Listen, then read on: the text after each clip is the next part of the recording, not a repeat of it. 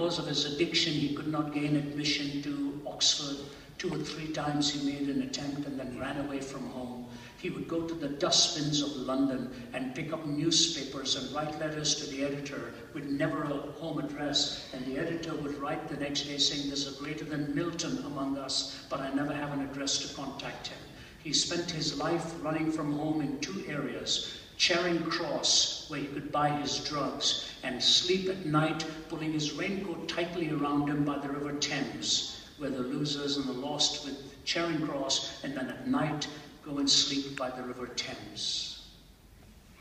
Drugs in the day, shoelaces, pencils, papers that he would sell, buy the drugs. That drug had taken over this genius's mind. He started reading Genesis. Came to the story of Jacob, and finally penned these words: "O world invisible, we view thee. O world intangible, we touch thee. O world unknowable, we know thee. Inapprehensible, we clutch thee. Does a fish soar to find the ocean? An eagle plunge to find the air? Do we ask of the stars in motion if they have rumor of thee there? Not whether wheeling systems darken, or our benumbed conceiving soars, the drift of pinions would we hearken, beats on our own clay-shuttered doors. The angels keep their ancient places, touch but a stone and start a wing. 'Tis your estranged faces that have missed the many splendored thing. But when so sad thou canst not sadder, crying upon thy so sore loss, shall shine the traffic of Jacob's ladder between heaven and Charing Cross. Yea, in the night, my soul, my daughter, cry clutching heaven by the hems, lo, Christ walking on the water, not of Gennesaret, but Thames."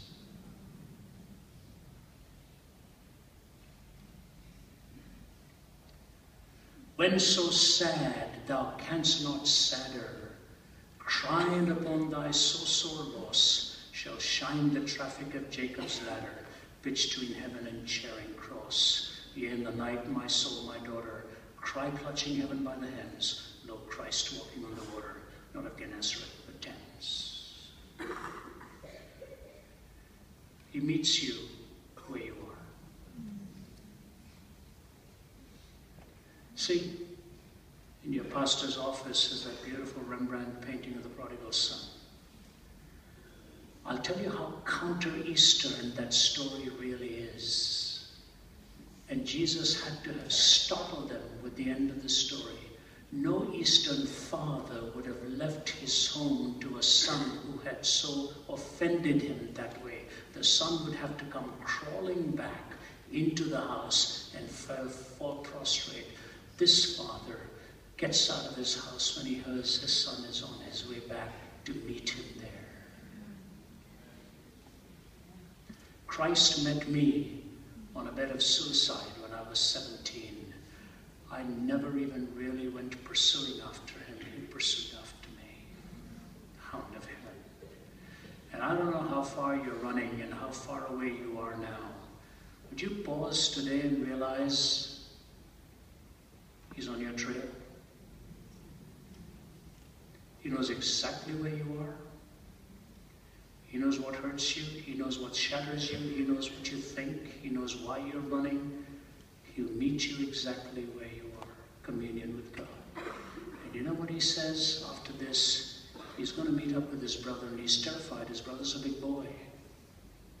So he's sending his brother all these gifts, all these gifts, all these gifts to build peace before he comes. And his brother says to him, "What are you doing with all these gifts coming my way?"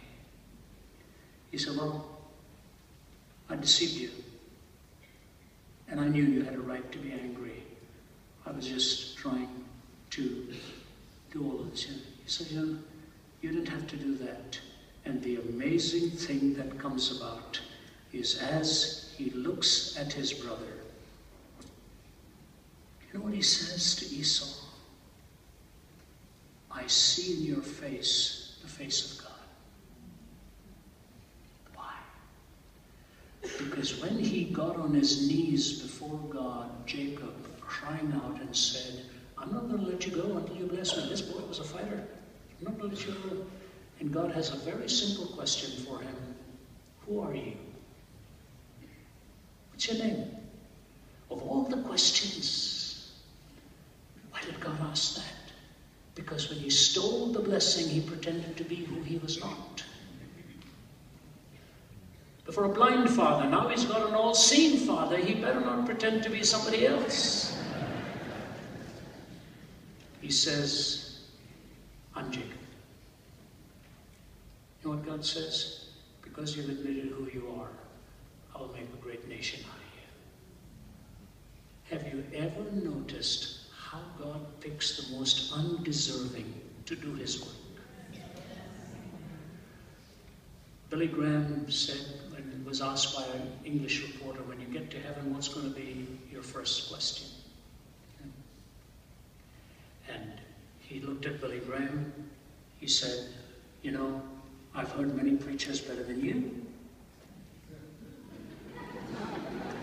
Nice to tell somebody that. He says, how come God's chosen you? He says, when I get to heaven, that is going to be my first question. Why me? I think we'll all have that. Why am I even in your presence? I don't deserve to be here. The grace of God is so superb and so supreme that he offers that. And so we see him communion with God, reunion with his brother, and ultimately transfer the trust to the next generation. You know what he did? He called his children together and he said, look, my time's coming and I'm going to be gone. I want to talk to each one of you and tell you what I think lies ahead of you in the light of where you've been and what I see coming. It is so important for the father and the mother in the home at the right moment. If God gives us the opportunity to bid our parents goodbye, to bid our children goodbye, then we have that privilege. We don't always have it. My father-in-law had a little bit of that privilege. He was one of the finest men I'd ever known. Raised 4 daughters. He was a chemical engineer, brilliant, a church historian as an avocation. I never had a son, so he always called me the son he never had, and always had an affectionate name for me. He called me Ravioli. He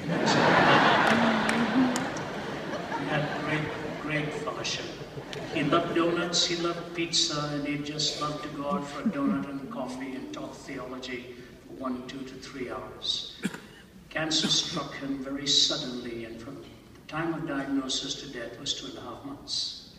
And gradually, the body lost all of its poundage, all of its muscle. He'd been married for over 60 years, and I went and spent some time with him. All of his grandkids came and spent time with him. And then I had to fly away, and during that time, before I came back, he was gone. I was only gone for 2 days, 3 days, he was gone. While I was flying back and I landed, my daughter, my wife, his daughter was by his bedside, as 2 of his sisters were his wife. And just before he passed away, he'd been silent for 2 days by this point.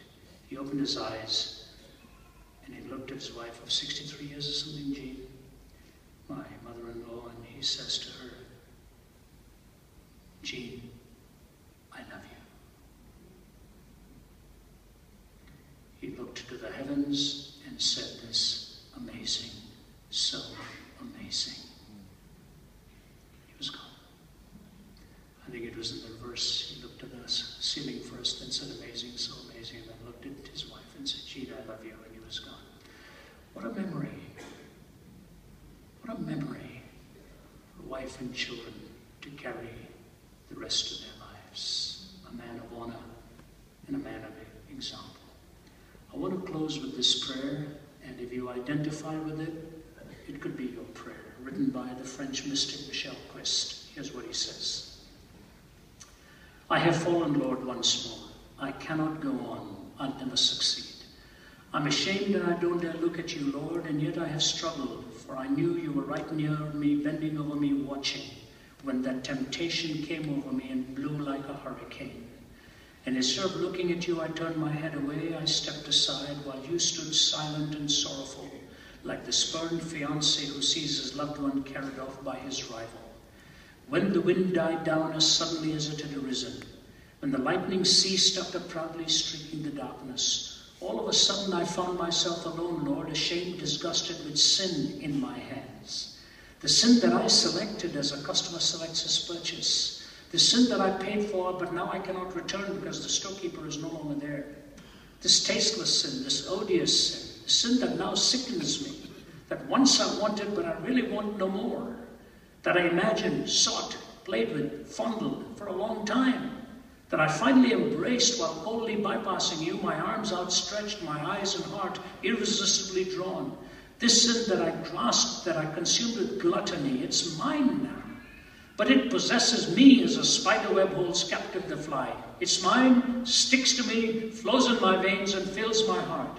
It has slipped in everywhere as darkness slips into the forest at dusk and fills all the patches of light. Lord, I can't seem to get rid of it. I run from it like the master of an unwanted and mangy dog. But it catches up with me and rubs joyfully against my legs. Everyone must notice it. I'm so ashamed that I feel like crawling to avoid being seen. I'm ashamed of being seen by my friends. I'm ashamed of being seen by you, Lord, because you love me, but I forgot you. I forgot you because I was thinking only of myself, and one can't think of several persons at once. One has to choose, and I chose. But now your voice, your look, and your love, they hurt me. They weigh me down. They weigh me down more than my sin. Lord, please don't look at me like that. I'm naked and dirty, down and shattered, with no strength left. I dare make no more promises to you. I can only stand bowed before you. Come on, son, look up. Isn't it mainly your vanity that is wounded? If you loved me, you would grieve, but you would also trust. Do you think that there's a limit to my love? Do you think that for a moment I have stopped loving you? But you still rely on yourself, son. You must rely on me. Ask my pardon and get up quickly. You see, it's not falling that is the worst, but staying on the ground. It's not falling that is the worst, but staying on the ground.